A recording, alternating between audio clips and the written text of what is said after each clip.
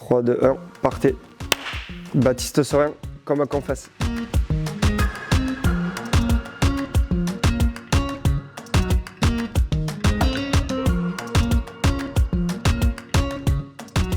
Le rugby, déjà, c'est une affaire familiale pour moi. Parce que, voilà, mes grands-pères jouaient, mon père jouait, mes oncles jouaient, voilà, tous mes cousins ont joué. C'est quelque chose qui est, entré dans ma famille déjà. Après, ça a été une grosse leçon de vie parce que je suis parti de chez moi grâce à ça, ou à cause au début, parce que pour partir de parentis, ça a été dur. Moi, je suis fils unique, donc ça a été très compliqué quand même de partir de chez moi au début. J'allais à Bègles où je connaissais personne, donc ça a été un peu compliqué. Mais voilà, ça m'a appris à me forger, à devenir ce que je suis maintenant. Franchement, c'est un sport et les valeurs, la dureté un peu du monde aussi qui entoure le rugby, ça m'a aidé à devenir ce que je suis. Et voilà, d'avoir de la rudesse mentale, physique aussi, parce que tu apprends aussi sur le domaine physique. Mais je pense que ça m'a aidé à être un peu plus adulte un peu plus tôt que ce que peut-être un mec de mon âge peut l'être, ou peut le devenir.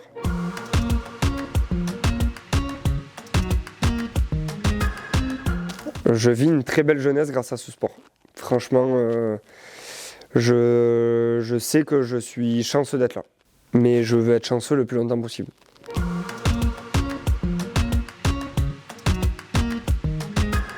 Doué, je sais pas, mais en tout cas, j'étais mordu.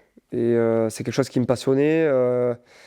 La petite anecdote, c'est que quand tu es au primaire, ils te filent une petite feuille où tu dois écrire ton prénom, ton nom, ton âge, qu'est-ce que tu aimerais faire plus tard, la profession rêvée, voilà. Et moi, j'ai toujours mis rugbyman professionnel. C'était quelque chose qui m'animait, j'avais envie de faire ça. C'était mon rêve aussi de le devenir. Et voilà, on parlait d'insouciance, mais c'était mon insouciance à cette époque-là. Et un jour, il y a un professeur qui m'a dit mais tu sais, Baptiste, tu peux pas faire ça de ton métier, c'est pas un métier ça. Mais je dis ouais, mais c'est mon rêve et peut-être qu'un jour j'y arriverai. Et donc personne ne m'enlèvera ce rêve-là. Et c'est devenu quelqu'un que mes parents voient souvent parce que j'habite dans un petit village. Et elle a dit à mes parents qu'il aurait cru, il a réussi. Donc voilà, ça montre aussi que pour les petits qui arrivent, qu'un rêve peut devenir réalité quand on y croit.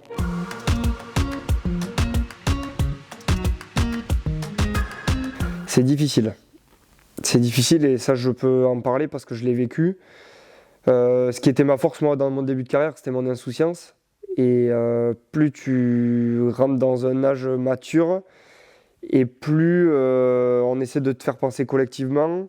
Et c'est à ce moment-là où il faut réussir à trouver le juste milieu entre collectivement essayer d'être bon pour l'équipe mais te garder ton insouciance parce que ça reste ta force. Moi, je parle dans mon cas personnel. Et j'ai eu un an ou deux à justement essayer de trouver ce juste milieu. Mais je m'aperçois que ton insouciance, quand même, de ton début de carrière, quand c'est ta force, il faut quand même la garder. C'est comme si on te force à prendre du poids, faire des séances en plus de muscu et des trucs. Finalement, tu te sens pas bien avec ça. Et on te dit souvent, ouais, il faut que tu prennes du poids parce que tu fais pas la maille. Mais moi j'ai joué avec des mecs, Colby il est haut comme 3 pommes, mais c'était le meilleur allié du monde. Donc voilà, il y a des choses qui...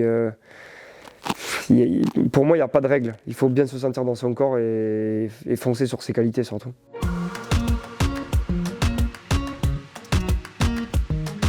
Je pense que c'est les deux, enfin ce sont les deux. Le destin joue un rôle pour moi aussi. Moi je pense que j'ai eu de la chance à mon début de carrière. Parce que malheureusement pour les uns, il y a eu des blessés à mon poste à Bègles. Et je suis arrivé là, j'ai été propulsé, ce qui a fait mon début de carrière. Ça a été une chance pour moi à ce moment-là. Comme on dit, le bonheur des uns fait le malheur des autres. Moi, ça a été un peu ça. Et je pense qu'après, ce qui fait le travail fait ta longévité.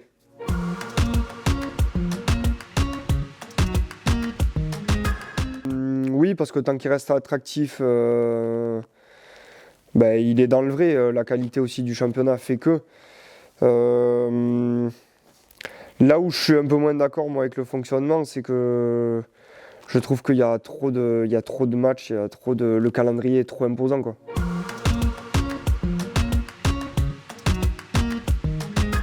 Oui, je sais que ça fait un débat en ce moment. Moi, je pense que c'est les deux. Enfin, ce sont les deux. Le destin joue un rôle pour moi aussi. Moi, je pense que j'ai eu de la chance à mon début de carrière. Parce que malheureusement pour les uns, il y a eu des blessés à mon poste à Bègles. Et je suis arrivé là, j'ai été propulsé, ce qui a fait mon début de carrière. Ça a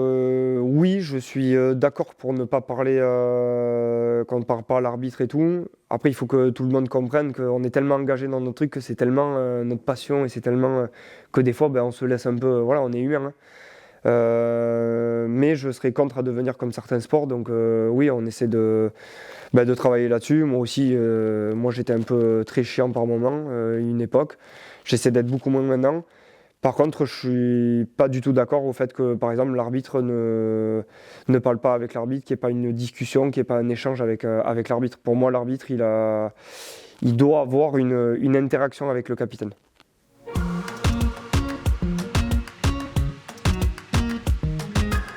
Non, il n'y a aucune protection du joueur pour moi. On ne parle pas de protection du joueur parce que c'est pour moi une décision arbitrale et je trouve que ça met moins l'arbitre en danger. C'est-à-dire qu'il va percevoir quelque chose, il va mettre un jaune. Si vraiment il y a un stade supérieur à la vidéo qui est vraiment analysé, bon ok, il mettra un rouge. Je pense que ça met moins de temps aussi, ça fait moins perdre de temps dans le jeu. Voilà, il décide, ok, il y a peut-être un peu le truc, carton jaune, allez. Le mec il sort, c'est mieux analysé par des mecs après. Et je pense que aussi les décisions arbitrales sont moins contestables du coup. C'est-à-dire que tu peux finir le match et te dire ouais, un manager ou un joueur il peut dire ouais mais non mais il y avait une faute d'arbitrage et tout. Non, enfin là celle-là elle a été analysée, elle a été réanalysée. Il y a moins de marge d'erreur. Je trouve pas l'idée trop mauvaise, franchement. Je la trouve plutôt bonne même.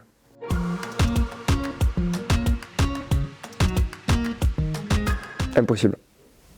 C'est un rapport de force qui est trop important dans notre sport, qui est trop important pour nos piliers. Parce qu'il ne faut pas les oublier, parce que moi j'ai besoin d'eux dans les racks, mais bon, si tu leur enlèves la mêlée, c'est comme si tu vas dans un gastro et tu as un entrée plat et il te manque le dessert, quoi. Donc, non, ça reste propre au rugby et c'est pour moi trop important. Même si ça reste, je reviens, ça reste très difficile à arbitrer.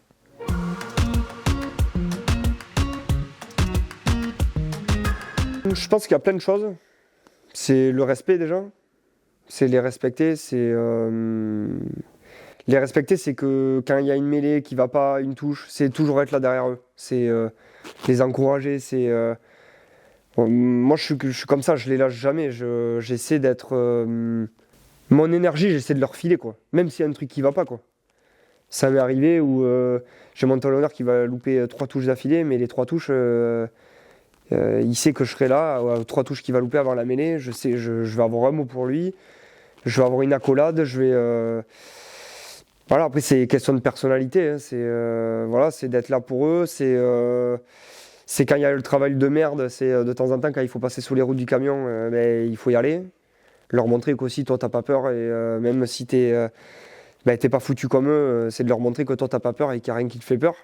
C'est peut-être ça aussi, faire don de soi et qui gagner leur respect. Les 3/4, t'as souvent la manie de dire ouais putain mais il est gros, ouais mais le 9 en général il est là pour te dire attends, toi tu leur demandes ça mais toi t'as fait ça aussi. Et tu leur demandes ça mais tu leur as demandé ça et ça aussi avant. Donc voilà, essayer de les décharger peut-être un peu de ça, ils vont être un peu meilleurs là-dessus. C'est de temps en temps prévoir un peu des repas de gros par exemple et essayer d'être là. Il y a plein de petites choses, mais ouais, c'est de partager des moments avec eux. Le mec qui joue devant, ça paraît comme une brute, mais en général, c'est des mecs qui ont un gros cœur et qui sont très très sensibles à l'intérieur. C'est des mecs qui ont besoin de se sentir aimés. Et tu vois, et de leur donner des fois.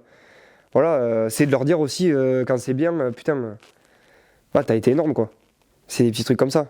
Parce que bon, quand ils sont pas bons, tu leur dis, donc arriver à trouver le juste milieu. Mais par contre, il faut accepter aussi que quand toi t'es pas bon, qu'ils te disent non mais là Baptiste, tu nous casses les couilles.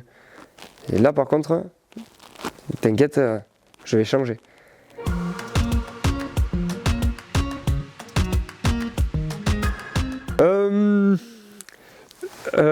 J'envie la relation première ligne. La relation première ligne, c'est quelque chose qui est c'est spécial. C'est quelque chose qui est spécial. Ils vont en mêler ensemble et tout. Ils ont une relation, je pense, un peu plus particulière. Le pack d'avant, en fait, il va penser à être besogneux et il va penser à qu'est-ce qu'il faut que je fasse moi pour l'équipe. Tandis que le trois quarts, c'est quelqu'un mais c'est comme ça, hein, le rugby, il a toujours été fait comme ça. C'est l'avant qui va faire le boulot un peu, le mauvais boulot. Une fois que le sale boulot est fait, le trois quarts il brille en général. Mais le trois quarts il peut rien dire parce que si les avants ils font pas le boulot, il pourra jamais briller. Mais l'avant, quand il fait le boulot, il a envie que ses trois quarts il brillent. Et que quand le trois quarts il brille, l'avant il est content en général. La relation elle est différente, même si franchement tout le monde s'entend bien et tout, ça c'est top. Parce que tu fais beaucoup de choses aussi avec les trois quarts, parce que les trois quarts c'est malin, c'est vicieux, et c'est beaucoup dans la déconnade, et ça aussi engendre une bonne ambiance à l'intérieur du groupe. Mais l'avant a une relation qui est, je sais pas si forte c'est le mot, mais qui quand c'est dur, tu le sens qu'ils sont fraternalistes.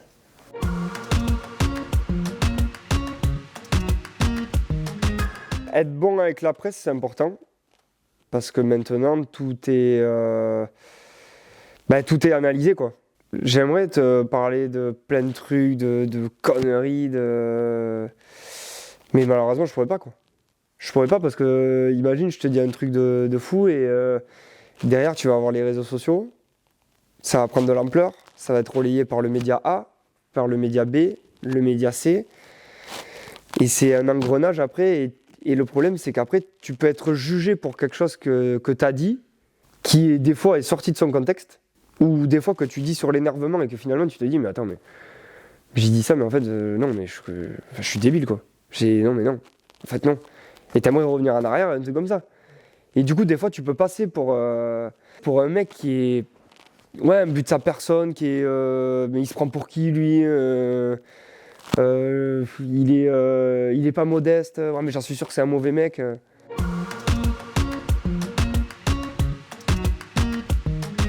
Oui, pour moi, la presse a changé. Pour moi, c'est. Il y en a qui vendent très bien leur boulot et en qui tu peux avoir grandement confiance. Et ça, c'est top. Et t'inquiète pas que le joueur, il saura te le redonner. Mais pour moi, on est trop devenu sur du pipolage, en fait. Sur du qu'est-ce qui va être la nouvelle news qui va faire du clic et qui va faire parler. Et pour moi, ça, c'est contre des valeurs du rugby, par exemple. Et les valeurs du sport. Enfin, ouais, je suis pas en accord avec ça, quoi. Ça me déplaît pas, tu vois, qu'il y a un manager, ils disent un truc et que ça soit repris, et, il a dit ça, voilà, ou qu'un joueur, il ait dit tel ou tel truc et le mec, il est ultra honnête. Et que ça soit repris, non mais attends, mais il se dit ça, il se prend pour qui, il aurait jamais dû dire ça, ouais, mais en fait, le mec il le pense, en fait, respecte ce qu'il dit, quoi.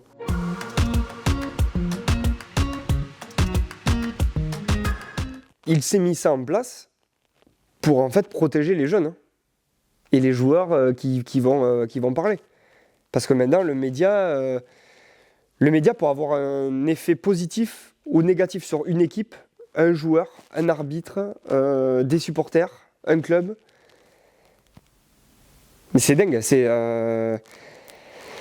il y a un média qui va dire lui, il faut qu'il soit en équipe de France. Derrière, il y a un autre média qui va le prendre, un autre. Et forcément, ça va. Et voilà.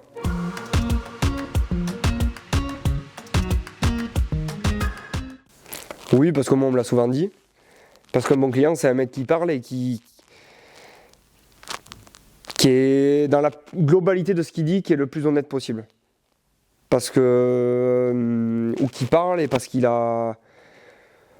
Parce que s'il est arrivé peut-être à un moment où finalement il s'en fout de ce qu'on dit sur lui. Et moi, c'est mon cas. Maintenant, s'il y a un mec sur les réseaux qui me dit.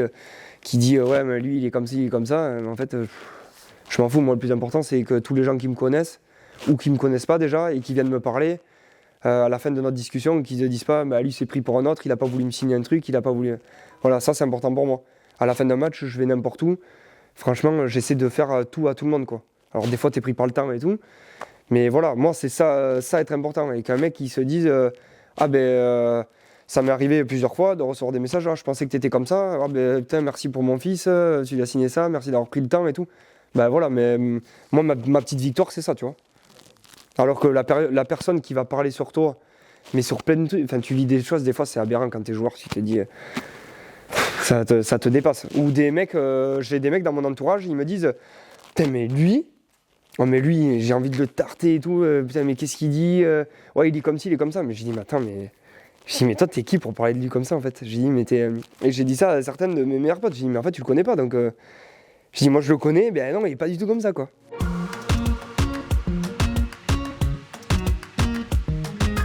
Oui, moment difficile parce que ça reste un échec. Et quand t'es joueur, un échec c'est toujours dur à avaler. Après, franchement, la semaine qui a suivi, comment j'ai été accueilli ici, voilà, c'était indescriptible. Tu vois, on parlait de moment de carrière tout à l'heure. C'est pas grand chose, hein. Tu rentres sur un match de championnat à la maison contre Bayonne. Enfin, le match en lui-même est franchement trop bien à jouer parce que contre Bayonne, à chaque fois, c'est trop bien de les jouer et tout. C'est surtout des matchs plaisants à chaque fois contre eux. À Mayol en plus. Mais le match sur le papier, c'est pas un barrage ou c'est pas une demi-finale quoi. Et l'accueil que j'ai eu, voilà, dans ma tristesse, ça m'a fait dire, bah tu vois, il y a des gens, ils comptent sur toi quoi. Il y a ton équipe qui compte sur toi parce que je sentais dans la semaine, les mecs étaient contents que je sois là quand même s'ils étaient tristes pour moi. Mais voilà, d'avoir le soutien d'un public comme ça, dans un club où t'es pas là depuis très longtemps aussi, où t'as encore tout à prouver, ouais, ça m'a fait du bien. C'est la première chose que j'ai dit à mes parents quand je les ai appelés. J'ai dit, j'ai même pas parlé du match en fait. C'est la première chose, j'ai dit franchement, je suis sorti de là, j'ai dit je peux que tout donner ici en fait. Parce que t'as tout ce qu'on te donne. Franchement, heureusement qu'il y avait un match. Je peux te dire, je l'ai jamais fait de ma carrière. C'est la première fois où j'ai appelé un manager en lui disant ce match je veux le jouer, s'il te plaît, là il faut que tu me fasses jouer. Il m'a dit ok. J'ai dit franchement, je te demande pas d'être titulaire, je m'en fous. Mais je dis s'il te plaît, mets-moi sur la feuille de match. Donc j'ai supplié un peu Pierre et qui m'a dit bon, je sens que tu es motivé donc c'est ce qui m'importe. J'ai dit là je te promets je serai motivé.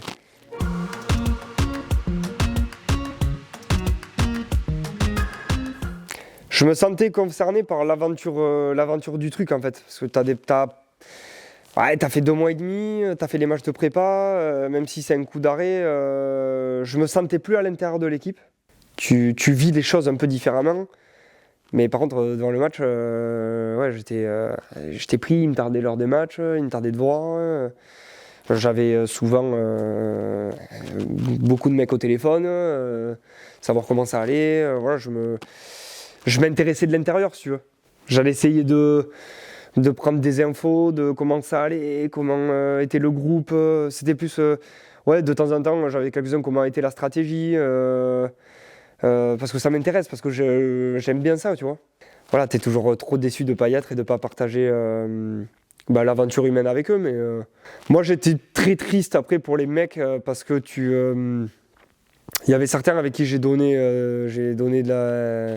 des tripes et qu'ils arrêtaient leur carrière et que bon, mais ils la reprennent, donc tant mieux. Mais voilà, ouais, j'étais triste par rapport à ces mecs-là, quoi. Je sais que l'après quart de finale a été très très dur émotionnellement à l'intérieur, mais voilà, je sais très bien que j'aurais fait partie des mecs qui auraient craqué complet avec certains, quoi. Parce que c'est difficile à expliquer, tu partages tellement de trucs, c'est tellement dur. Avec certains, on a partagé des années qui étaient tellement galères. Voilà, j'aurais rêvé que, franchement, pour le global, le rugby français soit champion du monde, parce qu'on est seul grand sport qui n'a pas réussi à être champion du monde.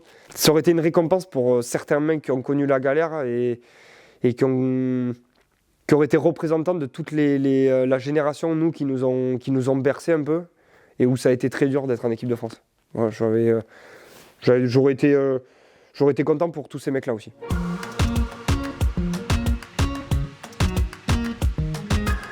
Lui, il a gagné ça, ça et ça, déjà. Parce que ça, bon, c'est quand même important. Au-delà de ça,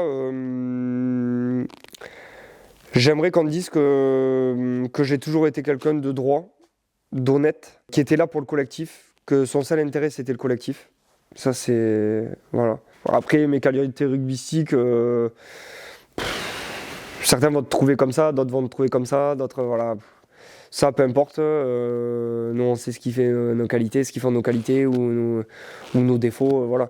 Moi, j'aimerais qu'on ait de bonnes images de valeurs de mon éducation, ce que m'ont inculqué mes parents et mes premiers entraîneurs.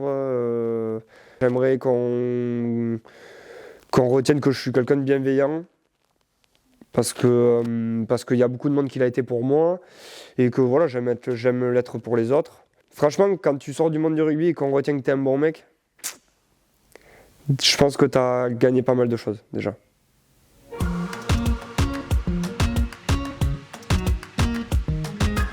Je le pousserai pas, mais j'aimerais beaucoup qu'il en fasse. Mais non, je le pousserai pas. Le plus important, c'est qu'il soit heureux. Je t'avoue que je le mettrai plus au golf et au paddle au début, parce que comme ça me fera un compagnon pour jouer un peu au début. Mais oui, comme tout père, je pense que si vous posez la question à mon père, il vous dira ouais, moi j'aurais aimé que mon fils fasse du rugby. Ma mère, c'est pareil, parce qu'elle a été bercée dans le monde du rugby. Et oui, je pense qu'ils auraient rêvé d'avoir un fils qui joue au rugby. Donc bon, j'en ai fait mon métier, donc ils sont chanceux. Mais oui, j'aimerais bien. Après, je pousserai personne. Ça, c'est clair.